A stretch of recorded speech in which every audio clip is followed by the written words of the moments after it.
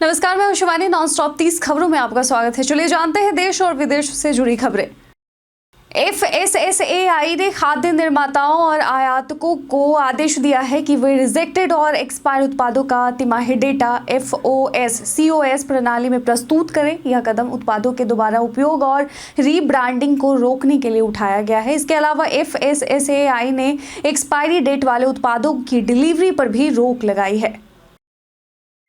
21 दिसंबर को संयुक्त राष्ट्र द्वारा विश्व ध्यान दिवस घोषित किया गया है। सदगुरु ने मानसिक स्वास्थ्य के बढ़ते संकट के बीच ध्यान की महत्ता पर जोर दिया। उन्होंने इस फैसले के लिए संयुक्त राष्ट्र और भारत सरकार को बधाई दी है और miracle of mind app launch करने की घोषणा की। इसरो और यूरोपीय अंतरिक्ष एजेंसी ESA ने अंतरिक्ष यात्री प्रशिक्षण, अनुसंधान और मिशन क्रियान्वयन पर सहयोग के लिए समझौता किया। दोनों एजेंसियां मानव अन्वेषण, जैव चिकित्सा प्रयोग और अंतर्राष्ट्रीय अंतरिक्ष स्टेशन में सहयोग करेंगी। इस समझौते के दोनों के बीच संबंध मजबूत होंगे। कांग्रेस पार्टी अब अंबेडकर के मुद्दे पर बीजेपी और केंद्रीय गृह मंत्री अमित शाह को घेरने के लिए सड़क पर उतरने की तैयारी कर रही है। 22-23 दिसंबर को 150 शहरों में प्रेस कॉन्फ्रेंस और 24 दिसंबर को बाबा साहब अंबेडकर सम्मान मार्च आयोजित किया जाएगा। कांग्रेस ने इस मुद्दे को लेकर विपक्षी दलों का समर्थन भी प्राप्त किया है, जबकि बीजेपी का कहना है कि कांग्रेस झूठी राजनीति कर रही है। सुप्रीम कोर्ट के 36,324 फैसलों का हिंदी और 42,765 फैसलों का क्षेत्रीय भाषाओं में AI द्वारा अनुवाद किया गया है। ये फैसले ESCCR पोर्टल पर उपलब्ध हैं। केंद्रीय मंत्री अर्जुन राम मेघवाल ने लोकसभा में इसकी जानकारी दी और AI के न्यायिक कार्यों में बढ़ते इस्तेमाल पर प्रकाश डाला। मुख्यमंत्री पुष्कर सिंह धामी ने 2025 की चारधाम यात्रा के लिए तैयारियों को लेकर बैठक की। उन्होंने अवस्थापना सुविधाओं, यात्री सुविधा, ट्रैफिक मैनेजमेंट और डिजिटल टेक्नोलॉजी के बेहतर उपयोग पर जोर दिया। यात्रा मार्गों पर पार्किंग, शौचालय और स्वच्छता जैसी सुविधाओं पर भी ध्यान देने की बात की। प्रधानमंत्री नरेंद्र मोदी कुवैत के 2 दिवसीय दौरे पर पहुंचे। यह दौरा भारत कुवैत संबंधों को मजबूत करने के लिए है। मोदी ने 101 वर्षीय पूर्व IFS अधिकारी मंगल सेन हांडा से मुलाकात की और भारतीय प्रवासियों से भी मिले। वे गल्फ कप फुटबॉल उद्घाटन समारोह में भी भाग लेंगे। झारखंड राज्य आवास बोर्ड महेंद्र सिंह धोनी के हरमू आवास पर कार्रवाई की तैयारी कर रहा है, जहां उन्होंने लैब खोला है। बोर्ड ने जांच के आदेश दिए हैं क्योंकि आवासीय प्लॉट का व्यावसायिक उपयोग गैर कानूनी है। धोनी को यह प्लॉट खेल में बेहतरीन प्रदर्शन पर मिला था। अल्लू अर्जुन की पुष्पा 2 ने 16 दिन में 1500 करोड़ से अधिक कमाई की, लेकिन विजय सेतुपति की विदुथलई पार्ट 2 ने पहले दिन पुष्पा 2 को साउथ कलेक्शन में मात दी है। वही वनवास की शुरुआत धीमी रही। फिल्म ने पहले दिन केवल 60 लाख कमाए। विजय हजारे ट्रॉफी में अनमोलप्रीत सिंह ने अरुणाचल प्रदेश के खिलाफ 35 गेंदों में शतक बनाकर लिस्ट ए में तीसरा सबसे तेज शतक लगाने का रिकॉर्ड तोड़ा है। वो भारत के लिए सबसे तेज शतक लगाने वाले बल्लेबाज बने और यूसुफ पठान का रिकॉर्ड भी तोड़ा। बांग्लादेश के सलाहकार महफूज आलम ने सोशल मीडिया पर भारत के कुछ हिस्सों पर कब्जा करने की बात कही, जिसके बाद भारत ने बांग्लादेश को चेतावनी दी। भारतीय सेना की ताकत बांग्लादेश की सेना से कहीं अधिक है, जो भारतीय सेना के सामने ज्यादा देर टिक नहीं पाएंगी। रघुराम राजन ने मोदी सरकार की बैंकिंग सुधार नीतियों की सराहना करते हुए कहा कि UPA सरकार के दौरान भ्रष्टाचार के कारण NPA बढ़े। उन्होंने अरुण जेटली की तारीफ की, जिन्होंने NPA रोकने के लिए जरूरी कदम उठाने को कहा और बैंकिंग सिस्टम में सुधार की दिशा में मदद की। भारत में विटामिन D की कमी तेजी से बढ़ रही है, खासकर शहरी इलाकों में। धूप की कमी, सनस्क्रीन का अत्यधिक उपयोग और भारतीय आहार में विटामिन D की कमी इसके प्रमुख कारण हैं। विटामिन D हड्डियों, इम्यूनिटी और समग्र स्वास्थ्य के लिए आवश्यक है। दिल्ली के बस मार्शल ने जनहित दल के नाम से विधानसभा चुनाव में उतरने का ऐलान किया है। पार्टी ने 6 उम्मीदवारों की पहली सूची जारी की है। वामपंथी दल भी दिल्ली में चुनाव लड़ेंगे और वे नागरिकों के मुद्दों को प्रमुखता से उठाएंगे।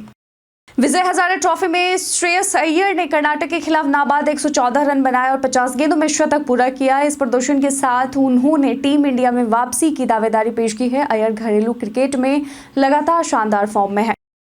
GST परिषद की बैठक में बीमा प्रीमियम, तंबाकू उत्पादों, खाद्य वितरण शुल्क और इलेक्ट्रिक वाहनों पर GST दरों में बदलाव पर चर्चा होगी। जीवन बीमा और स्वास्थ्य बीमा पर GST घटाने, तंबाकू उत्पादों पर 35% GST और डिलीवरी शुल्क पर GST लगाने के प्रस्ताव हैं। सुप्रीम कोर्ट ने एक पति को अपनी दूसरी पत्नी को 12 करोड़ रुपए गुजारा भत्ता देने के आदेश दिया। महिला ने पहले पत्नी के बराबर गुजारा भत्ता की मांग की थी, लेकिन अदालत ने कहा कि कम समय बिताने पर समान भत्ता नहीं मिल सकता। 1996 से कैंट रेलवे स्टेशन के पार्सल कार्यालय में खड़ी 28 दोपहिया वाहनों का विलंब शुल्क 28 साल में 24.5 लाख रुपए तक पहुंच गया है। अब ये वाहन कबाड़ हो चुके हैं और उनकी नीलामी से भी अपेक्षित राशि नहीं मिल पाएगी। आम आदमी पार्टी के पूर्व विधायक डॉक्टर सुखवीर सिंह दलाल और गुरुद्वारा प्रबंधक कमेटी के सदस्य सरदार बलवीर सिंह ने अपने समर्थकों के साथ भाजपा ज्वाइन की। दिल्ली भाजपा नेताओं ने केजरीवाल सरकार पर वादे पूरे न करने और भ्रष्टाचार का आरोप लगाया। हिमाचल सरकार ने लैंड सीलिंग एक्ट में बदलाव पर धार्मिक संस्थाओं को 30 एकड़ जमीन ट्रांसफर करने की अनुमति दी है। यह कदम डेरा सत्संग ब्यास को राहत देने के लिए उठाया गया। भाजपा ने इसका समर्थन किया जबकि विपक्ष ने जांच की मांग की। कटरा में व्यापारियों और श्रमिकों ने वैष्णो देवी मंदिर तक पहुंचने के लिए प्रस्तावित रोपवे परियोजना का विरोध किया। उनका कहना है कि इस परियोजना से हजारों परिवारों की रोजी रोटी पर असर पड़ेगा। सरकार ने 300 करोड़ की लागत से इस रोपवे के निर्माण को मंजूरी दी है। सोशल मीडिया पर यह अफवाह फैल रही थी कि रिजर्व बैंक जल्द ही 5,000 रुपए का नोट जारी करेगा, लेकिन आरबीआई ने इसे खारिज कर दिया है। बैंक ने स्पष्ट किया कि ऐसी कोई योजना नहीं है और मौजूदा नोट देश की अर्थव्यवस्था के लिए पर्याप्त है। दिल्ली और अन्य उत्तरी राज्यों में कड़ाके की ठंड और घने कोहरे का अलर्ट जारी किया गया है। न्यूनतम तापमान 5 डिग्री सेल्सियस तक गिर सकता है। मौसम विभाग ने शीतलहर, पाले और कोहरे के कारण 21 से 25 दिसंबर तक सतर्क रहने की सलाह दी है। राजस्थान के पूर्व सीएम वसुंधरा राजे ने पीएम से दिल्ली में मुलाकात की, जिससे सियासी अटकलें तेज हो गए हैं। कुछ का मानना है कि राज्य की राजनीति में वापसी हो सकती है, जबकि अन्य का कहना है कि उन्हें बीजेपी का राष्ट्रीय अध्यक्ष बनाया जा सकता है। केंद्र सरकार ने अनियमित लोन पर रोक लगाने के लिए नया प्रस्ताव पेश किया है, जिसमें उल्लंघन करने वालों पर 1 करोड़ रुपए का जुर्माना और 10 साल की सजा हो सकती है। प्रस्ताव डिजिटल लोन ऐप्स के धोखाधड़ी और आक्रामक वसूली प्रथाओं के खिलाफ है।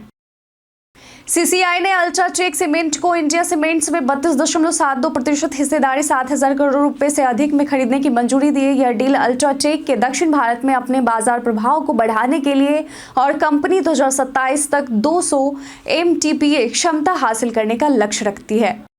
रूस की नई mRNA आधारित कैंसर वैक्सीन 2025 में लॉन्च हो सकती है। यह वैक्सीन कैंसर के पहले स्टेज में प्रभावी होगी और एडवांस स्टेज में भी कैंसर को बढ़ने से रोक सकती है। वैक्सीन की कीमत लगभग 2.5 लाख यानी 2,50,000 रुपए हो सकती है। भाजपा दिल्ली विधानसभा चुनाव में बिना मुख्यमंत्री चेहरे के चुनाव लड़ेगी। उम्मीदवारों के नाम इस माह के अंत तक तय होंगे। पार्टी भ्रष्टाचार और कुशासन के मुद्दे पर आम आदमी पार्टी को घेरने की योजना बना रही है और लोग लुभावन घोषणाएं भी कर सकती हैं। वेटिकन सिटी गंभीर वित्तीय संकट का सामना कर रहा है और दिवालिया हो सकता है। 2023 में 87 मिलियन का घाटा हुआ। दान में गिरावट, पोप फ्रांसिस की प्रगतिशील नीतियां और वैश्विक आर्थिक संकट इसके कारण है। पर्यटन से आय में कमी भी समस्या को बढ़ा रही है। बीते दिन हमारे द्वारा पूछे गए सवाल का आप लोगों में से बहुत लोगों ने अपना जवाब में कमेंट सेक्शन में लिख कर दिया था। जिन्होंने पूछे गए सवाल का जवाब दिया है उनके नाम है मोहम्मद शाकिर हुसैन, संजीव कुमार, नौशाद रजा, राम बाबू दास और मोहम्मद मोसीम। इसके साथ ही बढ़ते हैं आज के सवाल की ओर। आज का सवाल है, आप अपने जीवन में ध्यान लगाने को कितना अहम मानते हैं, जिसे इंग्लिश में मेडिटेशन भी कहते हैं। अपना जवाब हमें कमेंट सेक्शन में लिखकर जरूर बताएं। आज के वीडियो में बस इतना ही। धन्यवाद।